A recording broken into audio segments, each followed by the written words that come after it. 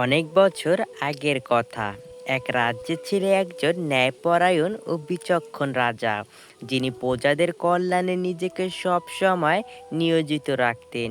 কিন্তু রাজ্য পরিচালনার কাজ এত বিশাল ছিল যে একসময় তিনি বুঝলেন তার দরকার একজন যোগ্য উপদেষ্টা, যে ন্যায়ের পথ দেখাবে এবং সত্যিকারভাবে মানুষকে সেবা করবে। তিনি সভা ডাকলেন, ডেকে পাঠালেন রাজ্যের সব জ্ঞানী মন্ত্রী, কবি, ধর্মগুরু ও পণ্ডিতদের। সবাই উপস্থিত হলে রাজা বললেন, আমি চাই তোমরা সবাই বলো কে সত্যি বড় মানুষ। আমি সেই গুণসম্পন্ন মানুষকে আমার উপদেষ্টা বানাবো। এমন প্রশ্নে সবাই চমকে গেল। কিছুক্ষণ নীরবতা বিরাজ করলো।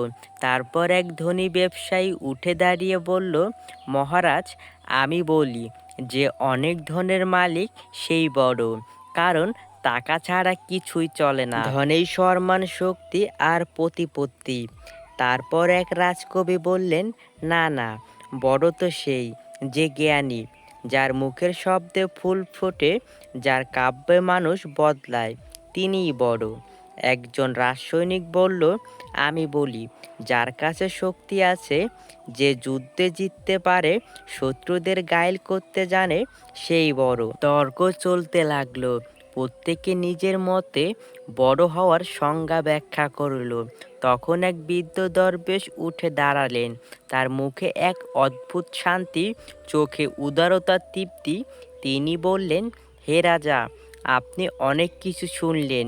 ধন, জ্ঞান, শক্তি সবই গুরুত্বপূর্ণ, কিন্তু আমি মনে করি যে মানুষ ক্ষমা করতে জানে, সহানুভূতি দেখাতে পারে, সেই সত্যিকারের বড় মানুষ। রাজা জিজ্ঞেস করলেন, তুমি কেন এমন কথা বলছো? দরবেশ বললেন, কারণ একজন ধনী টাকা দিয়ে সাহায্য করতে পারে, একজন পণ্ডিত জ্ঞান দিতে পারে, এক যোদ্ধা শত্রুকে হারাতে পারে, কিন্তু ক্ষমা কেবল সেই দিতে পারে যার হৃদয় প্রশস্ত, যিনি অহংকারে ডুবে যাননি। ক্ষমাই শক্তির শ্রেষ্ঠ রূপ, আর ক্ষমাশীল মানুষ কখনো অন্যায় করে না। রাজা কিছুক্ষণ চুপচাপ রইলেন। পুরো সভা নীরব। তারপর তিনি ঘোষণা করলেন, আজ আমি বুঝলাম কে সত্যিই বড়। আমি এই দরবেশকে আমার উপদেষ্টা নিয়োগ করছি, কারণ ধন, জ্ঞান নয়, হৃদয়ের বিশুদ্ধতাই রাজ্য শাসনের জন্য সবচেয়ে বেশি পরিমাণে প্রয়োজন।